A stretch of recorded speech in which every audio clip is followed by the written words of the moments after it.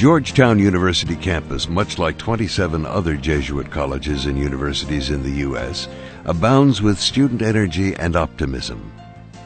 Less immediately apparent to the casual observer is something all Jesuit universities have in common: a dedication to a brand of Christian commitment to community and service that can be largely traced to one Jesuit priest named Pedro Arrupe.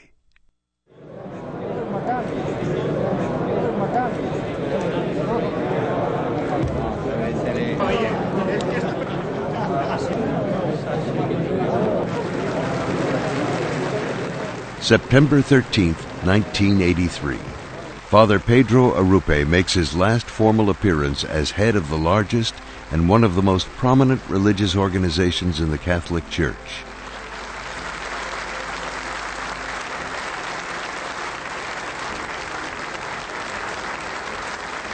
The warm reception he enjoys at his farewell fails to reveal the agonizing turmoil that has led to this day and to the election of his successor. Only those present might note the significance of small details.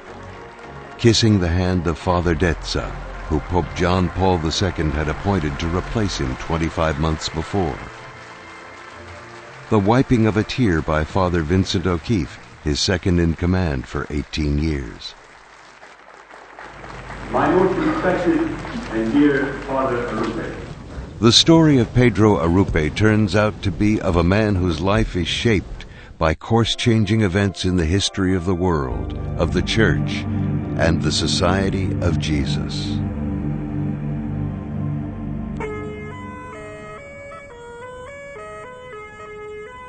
He was born in the same fiercely independent Basque country of northern Spain that had produced Ignatius Loyola and Francis Xavier more than 4 centuries earlier.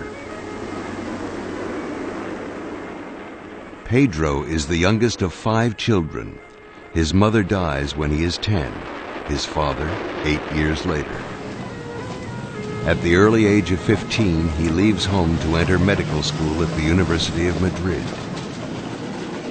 In his first year, he wins the top prize in anatomy, the first of many awards. He is on his way to finishing medical school in the top tier of his class when he accepts an invitation to visit the Marian Shrine of Lourdes as a member of a commission responsible for attesting or not attesting to the validity of miraculous claims. For me, Lourdes is a city of miracles. I stayed there for some 3 months. I was thus the witness of 3 miraculous cures from the very moment they took place, in the midst of the faithful who were praying to the Virgin Mary, and then on through the medical verification that was carried out by doctors who were atheists. This impressed me very much, because I had often heard my professors in Madrid, who also were atheists, speak of the superstitions of Lourdes. There was born my vocation.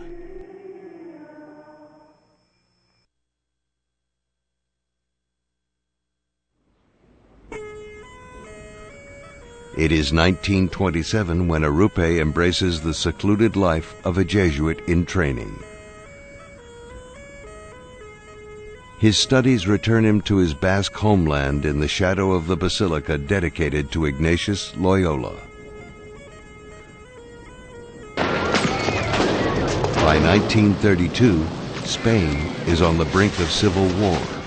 The new Republican government sees the Catholic Church as a cause of many of the very social ills it seeks to cure. The Spanish Republic's new constitution expels all Jesuits from the country. Arrupe joins his fellow seminarians in exile, first in Belgium, then in the Netherlands. After being ordained a priest, he continues his theological and spiritual training in the United States. It is now 1938, at the brink of World War II, when he is unexpectedly assigned to become a missionary in Japan. Already multilingual, Arrupe dives into his study of Japanese and a lifelong mission of intercultural understanding. I must say that at the time, I did not focus on the transcendent aspect of the missionary experience, but rather on certain negative personal aspects, the discovery of a reality different from what I expected, and above all, the feeling of loneliness. And I experienced an even greater loneliness when I went to Ubi, 21 hours by train from Tokyo, for my first mission assignment, although I spoke Japanese only very poorly. Another important personal event was my imprisonment for 1 month in Yamaguchi. Japan was at war and I was suspected of espionage. I spent days and nights in the December cold, entirely alone. Many were the things I learned during this time: the science of silence, of solitude, of severe and austere poverty, of inner dialogue with the guest of my soul. When later he was made the director of novices, these were all Japanese with some Koreans, for this Westerner to deal with somebody from a completely different culture was very difficult, but he had made it a point to try to get inside the culture so he could really talk to these people, and he was good at it. In fact, he ended up writing about 6 books in Japanese on the spiritual exercises. August 6th, 1945, begins as an unremarkable morning for Arrupe and his young Jesuit students on the outskirts of Hiroshima. The hum of an approaching airplane does not seem particularly threatening. They're used to hearing armadas of bombers overhead. Today, there is no siren to raise the level of fear.